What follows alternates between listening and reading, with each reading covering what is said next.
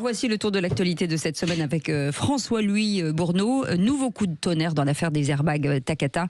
Une plainte a été déposée contre 4 autres constructeurs. Absolument, l'association de défense des consommateurs UFC Que Choisir attaque en justice BMW, Mercedes, Toyota et même Volkswagen. La plainte dénonce des pratiques commerciales trompeuses, de la tromperie aggravée et une mise en danger délibérée de la vie d'autrui. Rien que ça. Dans son communiqué, l'association pointe du doigt les rappels de véhicules imprécis, tardifs et insuffisants des géants de l'automobile. Alors que le danger des airbags Takata est identifié depuis les années 2010, les rappels dits Stop Drive, imposant l'arrêt de la circulation du véhicule, n'ont été déclenchés qu'en 2025. En France, on recense au moins 15 décès suspects d'automobilistes, dont 14 dans les départements d'outre-mer. On poursuit avec des entreprises qui se veulent plus vertes mais qui ne savent pas combien leur flotte pollue. Le chiffre est sans appel, Philippe. 57% des entreprises européennes ne suivent toujours pas les émissions carbone de leur flotte de véhicules. C'est ce que révèle l'enquête européenne Fleet Emission Monitor.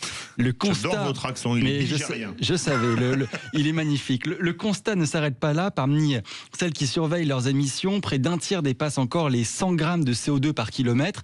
Pire, 26% ne savent pas exactement ce que leur parc émet, alors même qu'elles disposent d'outils d'analyse.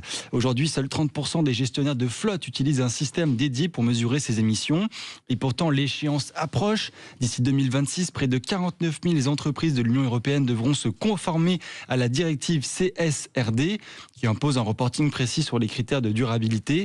À ce jour, plus de la moitié d'entre elles n'ont toujours pas commencé à verdir leur flotte, c'est-à-dire en optant pour des véhicules moins polluants. Alors, et pourquoi pas des véhicules électriques? Justement, le géant chinois sort un tout nouveau modèle de citadine à un prix très agressif. En effet, je ne peux pas vous contredire sur ce coup, Cécile. Commercialisée aux alentours de 20 000 €, la BYD Dolphin Surf, c'est le nom du modèle, fait son arrivée sur le marché français et européen. Petite, pratique et surtout abordable, ce nouveau modèle électrique chinois a de quoi rendre jaloux certaines de ses concurrentes. Je pense bien sûr à la très populaire Renault 5 ou encore à la Dacia Spring, la voiture électrique la moins chère en France. Plusieurs gammes sont proposées pour ce modèle de chez BYD, avec une autonomie maximale affichée à 507 km pour le modèle le plus optionné.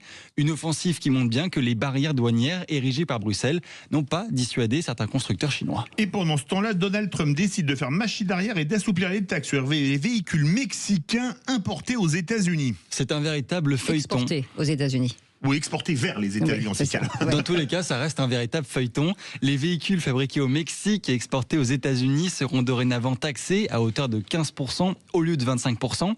C'est ce qu'a affirmé mardi le ministre de l'économie mexicain Marcelo Ebrard. Depuis le 3 avril, les véhicules importés aux États-Unis sont soumis à des droits de douane, sauf pour les pièces provenant du Mexique et du Canada, qui sont couvertes par le traité de libre-échange. Le Mexique est l'un des pays les plus vulnérables aux droits de douane imposés par Washington. 80%, tenez-vous bien, de ces exportations sont destinées aux États-Unis, son principal partenaire commercial. Le Mexique abrite de nombreuses usines des géants de l'automobile tels que Ford, Nissan, General Motors, Stellantis ou encore Volkswagen. Merci beaucoup François-Louis Bourneau. Merci à vous. Et vous